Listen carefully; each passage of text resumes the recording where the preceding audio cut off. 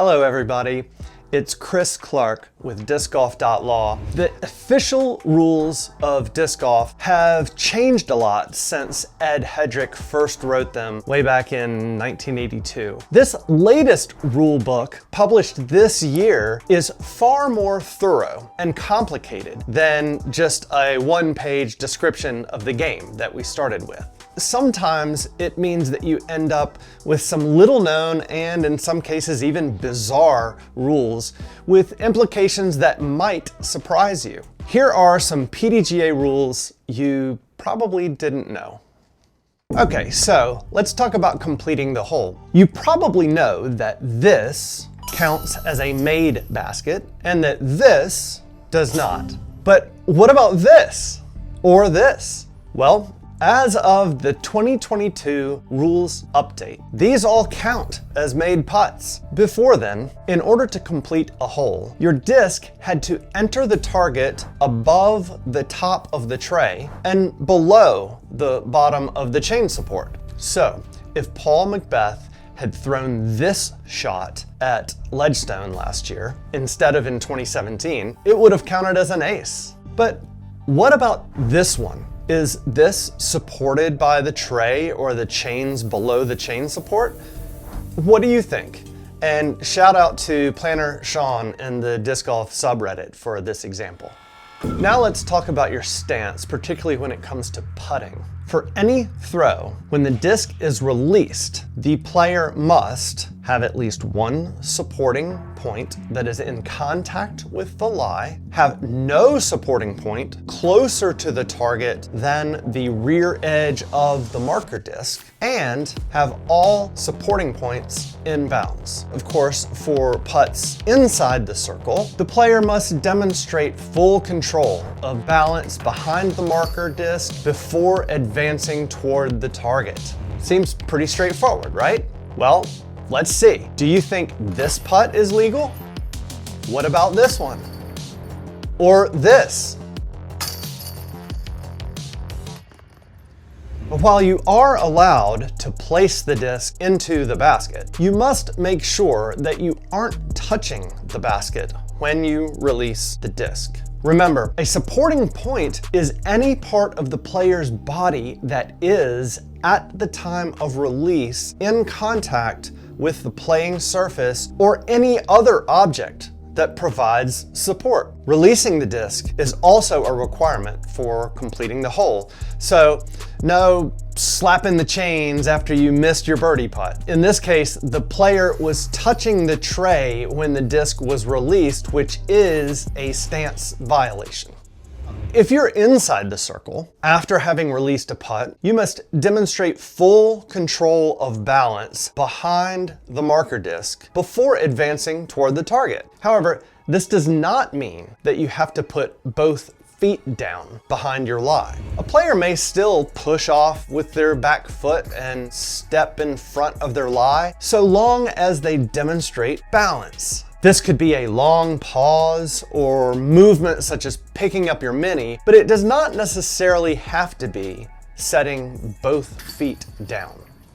Now, if you've been around disc golf for a while, you've probably seen some variation of the germ step or fadeaway putt, which is a fully legal move according to the PDGA. The player's front foot is off the ground when the disc is released, and their only supporting point is still behind their lie. For circle 2 putts, the player can even set their foot back down in front of their lie, so long as the disc has already left their hand.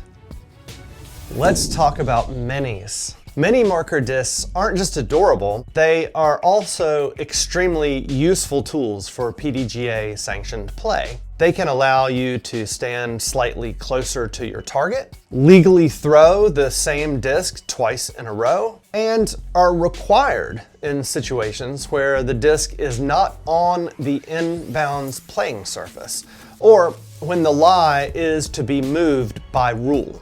But what are the actual specifications for what qualifies as a mini? It has to have a circular shape, a diameter between 7 and 15 centimeters, and it has to have a height less than 3 centimeters. A classic example of getting creative within these standards is the Andrew Marweed Cookie Mini. But here are some other things that would technically legally qualify as mini markers. A hockey puck, a DVD, an uncrustable sandwich, a sand dollar, an Olympic medal, almost any car emblem or hood ornament, Mike Jones' Ice Age chain, a circular saw blade, a handcuff, and many more things I'm sure we missed. Let us know in the comments. What happens if you disagree with the way that your card is enforcing the rules? Well, there are some opportunities for appeals. In disc golf, the responsibility of enforcing the rules is almost entirely up to the player and their card. When a group cannot reach a majority decision regarding a ruling, the ruling is supposed to be based on the interpretation that is most beneficial to the thrower. If you don't like the outcome of your card's ruling, it can be appealed, and if overturned, an official may adjust the player's score to reflect the correct interpretation. There are also some situations where the director may have the player replay one or more holes and change the scores based on those results.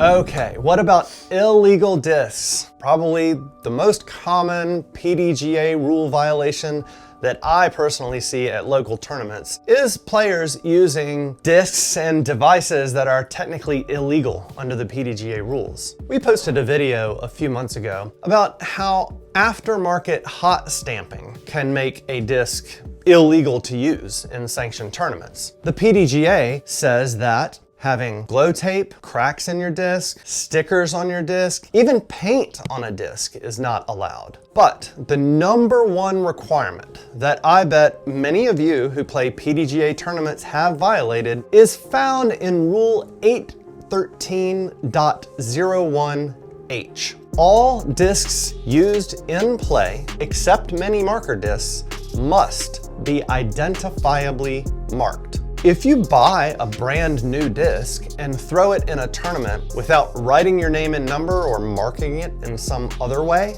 you are using an illegal disc. Any disc that is questioned by another player or an official is immediately considered illegal unless it is subsequently approved by the director. Interestingly, you can be penalized for using an illegal device too. There are some rules prohibiting devices that aid in throwing, but the most common illegal device is a directional aid. You see this most often where a player walks back to her lie and leaves her bag or cart in front of where the player is about to throw. It might seem silly to think that putting an object in front of your lie would somehow be beneficial to the player, but the PDGA explicitly prohibits it.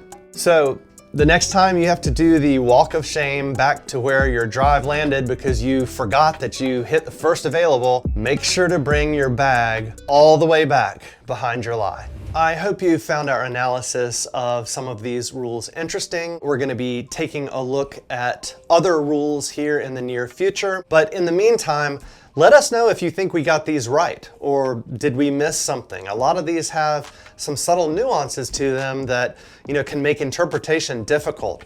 Please leave us a comment and like and subscribe. Thanks as always for watching.